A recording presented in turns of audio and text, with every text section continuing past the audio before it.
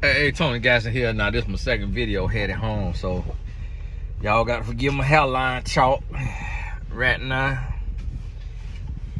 But one thing I want you to understand about spiritual warfare is you are a spirit in a human body, but your day-to-day interactions is good versus evil.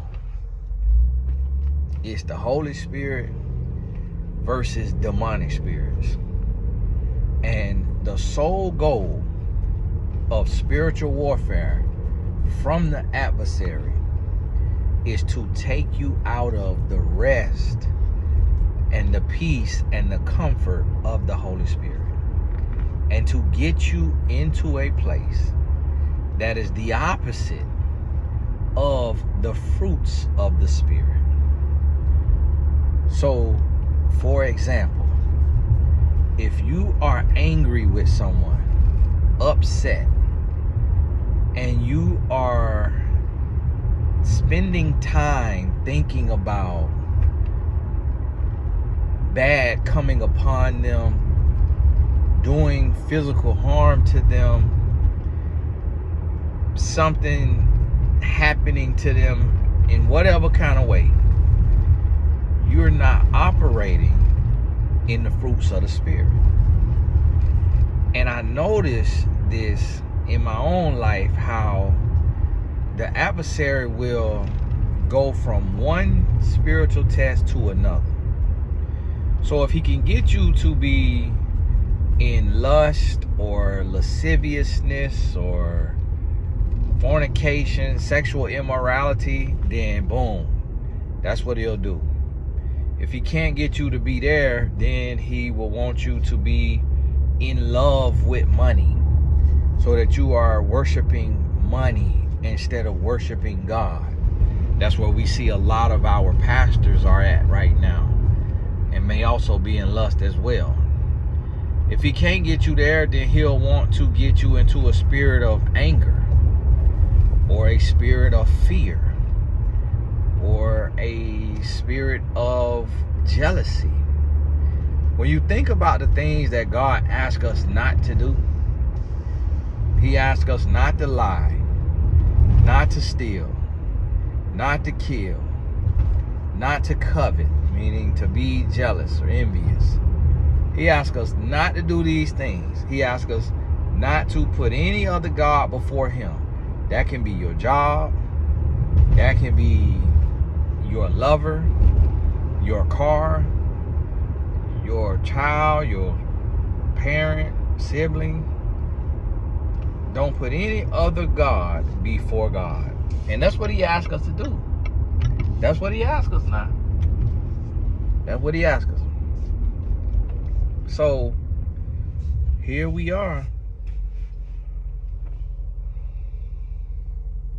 being tested day in and day out. But I really want you to think about this. I really want you to ask yourself, what would come of my life if I allowed the Holy Spirit to reside in my heart 24/7? Think about the fruits of the Spirit. Google the fruits of the Spirit. You're going to see it's like love, peace, joy, patience, kindness. You know, I don't know all of them off heart. I got the sign in my house. But Google, what are the fruits of the Spirit? And just sit. I want you to paint a picture for each one of those fruits. And when you paint that picture for that fruit, I want you to ask yourself, I want you to look and I want you to ask yourself, say, what would my life be like? Paint a picture for each one. Now ask yourself, what would my life be like if I rested in these right here? These fruits of the Spirit. Now, with each one of those fruits of the Spirit, I want you to take and write it down. Get your notebook now. Listen, we ain't on here just talking now. We ain't on here just talking. Don't just be on here just looking at me now. Got to do the work now. Where your notebook at? Where your notebook? Pause the video. Get your notebook now. Now, write down the fruits of the Spirit. Then draw a line, and then write out an example of that fruit. What does that fruit look like in real life? Just a sentence, or however you want to do it. Then I want you to write down the fruits of the Spirit again at the bottom of the page or the next page. And then write down an example, write down the synonym of that fruit. Not the synonym, the antonym, the opposite. So if it say joy, what is the opposite of joy? If you don't know what the opposite of joy is, then Google it and grab that word. Some of them may have the same antonyms or very similar. And then I want you to identify those antonyms. So anger, anxiety, frustration, those gonna be the ooh, buddy got a good golf swing on him now. I need to get out there. And then I want you to identify them antonyms. These are the fruits of the adversary, the fruits of the enemy. And then I want you to identify what comes of a life like that. What comes of a life that you operating from anxiety, you operating from frustration, you operating from fear, you operating from hate, you operating from these different things. What does that look like? Write that down so you understand, so you really paint the picture. Now I want you to write down the fruits of the Spirit again. Write down the fruits of the Spirit again, and then identify a person, anybody you know, on your job, in your friend group, in your family. Identify a person that represent that fruit of the Spirit. And then write down them fruits of the adversary, the antonyms, and identify a person that represent that antonym. Now see, the reason for this here is, it's kind of like, okay, if you look at somebody who dealing with anxiety, think about it, everybody you know, all your friends, all your co-workers, then write down that person's name. And then I want you to analyze both of these people's life. The one who operating with the fruit of the Spirit, the one who operating with the fruit of the adversary. I want you to analyze their life. And when you analyze their life, I want you to ask yourself, you know, if I had to choose, which one of these people I want to be friends with? Which one of these people would I trade places with? Which one of these people would I want to have? Now, we're not talking about covetous, but like what I want my life to be like. Like, if I had to choose a mentor, which one of these people I want to be my mentor? Somebody who operates from fear, or somebody who operates from love?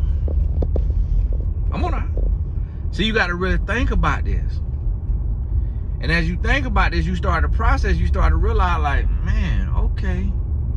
So if I invert my negative thoughts, if I reject all negative thinking, and as soon as I feel like having a negative thought, I invert that and I think of something positive. And I go from a fruit of the adversary to the fruit of the Spirit. What is my life gonna be like? Listen. Now see, this is where I try this thing at. Cause see, I'm about to get out of town. I might already be out of town when you see this, but I think I'm gonna upload this for the night video. Cause see, I utilize my time for the work of the Lord. Oh, my son made it back home safely. Praise be to God. Cause we leaving tomorrow. So now I want you to think about this now. Think about this. And I want you to take and challenge yourself